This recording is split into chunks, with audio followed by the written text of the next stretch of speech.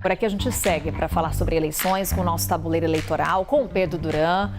Pedro, vamos lá então olhar para essas eleições, para esse segundo turno. A gente sempre aqui traz, normalmente, um candidato de direita versus um candidato de esquerda, mas hoje o nosso olhar está no centro, porque tem Centrão disputando com o Centrão nesse segundo turno. É isso. E é importante dizer, Carol, para começo de conversa, que o Centrão foi o grande campeão das eleições de 2024. Aconteça o que acontecer, seja quem for o eleito nas 50 cidades que estão aí no segundo turno, o Centrão já sai vitorioso porque já conseguiu engordar o número de prefeituras e a população governada neste ano, justamente por conta do primeiro turno.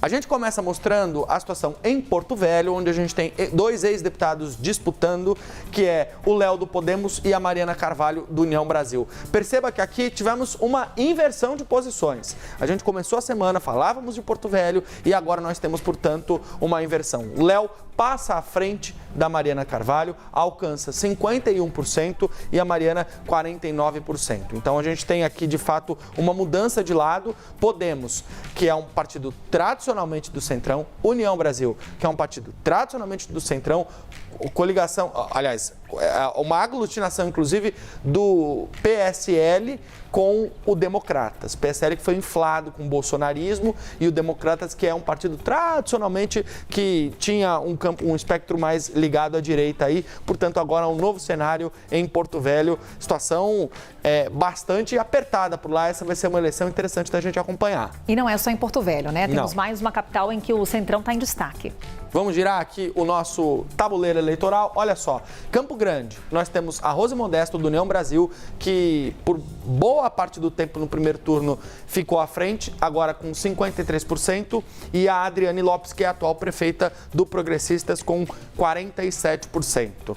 Como a gente dizia, a União Brasil é um partido que está tradicionalmente posicionado ali no Centrão, e o Progressistas, que também é um partido que sempre esteve no centro, ocupou espaços no governo FHC, no governo Temer, no governo Dilma, no governo Lula, no governo Bolsonaro, no governo Lula de novo. Então é um partido que tem uma tese muito semelhante àquela do PSD, de onde há governo estou aí dentro, né? E isso que a gente percebe com esses partidos do Centrão. Então mais um cenário também bastante apertado, 6 pontinhos de diferença é pouca coisa para um segundo turno, não há folga, não há conforto para Rose Modesto em relação à atual prefeita, que também tem as suas vantagens na disputa, que é a tendência ao continuismo que a gente já viu em vários lugares do Brasil. Aliás, Carol, até bom fazer uma observação aqui, a gente consegue perceber em relação ao que aconteceu no primeiro turno, nas primeiras pesquisas e ao cenário de segundo turno, uma recuperação bem importante dos prefeitos em vários lugares do Brasil. Não é só em Campo Grande, mas, por exemplo, em Belo Horizonte, onde você tem Fuad Noman no segundo turno, em outros lugares em que o prefeito passou disputando o segundo turno, está no segundo turno, os prefeitos têm conseguido avançar um pouco nesse segundo turno. Por quê? Também, além de outras coisas, você tem metade do tempo de televisão e de rádio para poder mostrar supostamente aquilo que você fez durante os últimos 4 anos. Além da máquina, né? Além da máquina pública, claro. Bem, então vamos seguir aqui a nossa viagem. Já fomos a Porto Velho, já fomos a Campo Grande. Agora, para onde vamos, Pedro Duran? Aqui, Curitiba, Carol, onde a gente tem um partido tradicionalmente do Centrão, que é o PSD, onde o Eduardo Pimentel, que é o atual vice-prefeito, aparece com 52%. Essa também foi uma eleição apertada no primeiro turno. O Pimentel e a Cristina Grêmio viraram muito próximos um do outro. Ela foi um fenômeno dessa eleição, porque conseguiu disparar nos últimos dias, assim, e chegar no segundo turno desbancando os adversários, mesmo fazendo parte do Partido da Mulher Brasileira, um partido minúsculo, nanico, com pouco tempo de televisão, sem debate eleitoral, foi tirada do jogo político mais graúdo justamente por conta da legenda dela.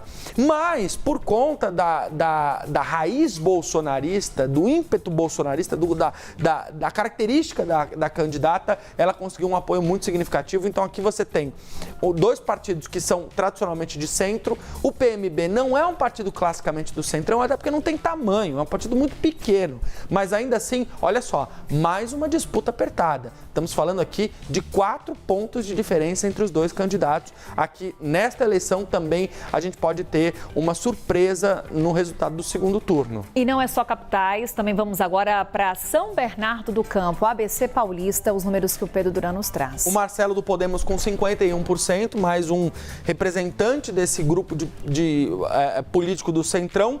E o Alex Manente do Cidadania, Carol, com 49%. Aí é que é bom fazer um disclaimer, porque o Cidadania não é tradicionalmente um partido identificado como um Centrão.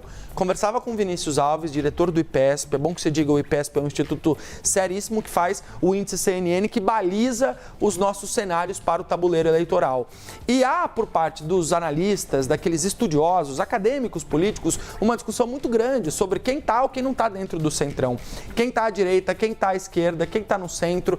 O que acontece é, o Cidadania fez uma federação com o PSDB. O PSDB não é um partido de Centrão, porque sempre teve uma ideologia muito marcada, como o PT. Mas o Cidadania, em alguns cenários hoje, aparece com candidatos mais à direita, candidatos mais à esquerda, candidatos mais ao centro. Então, de certa forma, está ocupando esse espectro político, especialmente se a gente levar em conta a característica do candidato Alex Manente, que é um candidato que tem posições políticas à esquerda, posições políticas à direita e, obviamente, uma atuação como deputado, enfim, bastante longa aí, que demonstrou que ele flerta com esses diferentes espectros políticos. Pedro Duran, quando a gente fala sobre o apagão em São Paulo, cidades do ABC Paulista também foram afetadas. Sim. Esse tema foi arrastado para o debate eleitoral para lá? De certa forma, sim, Carol. São Bernardo não foi a principal afetada. A gente teve, por exemplo, Diadema, que teve mais impacto do que São Bernardo, mas a resiliência das cidades frente aos eventos climáticos tem sido debatida, de certa forma, em muitas dessas campanhas. Em cidades, inclusive, onde você não teve eventos climáticos.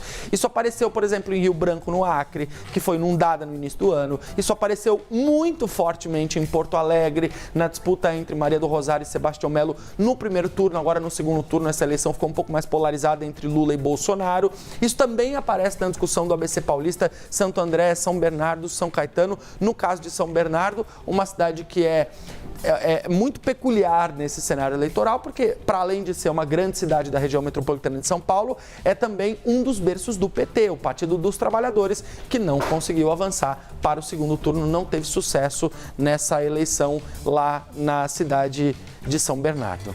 Ufa, Pedro Duran, tabuleiro eleitoral aqui, fazendo um giro pelo Brasil com você para falarmos sobre as eleições municipais, segundo turno. Obrigada, Pedro. Posso dar um spoiler sobre amanhã? Por favor. A gente vai ter um tabuleiro eleitoral com cara de sexta-feira. Ai, vamos viajar bem viajado. Com sol, praia, carnaval, São João. Do jeito que a gente vai gosta. ser bom, vai ser bom.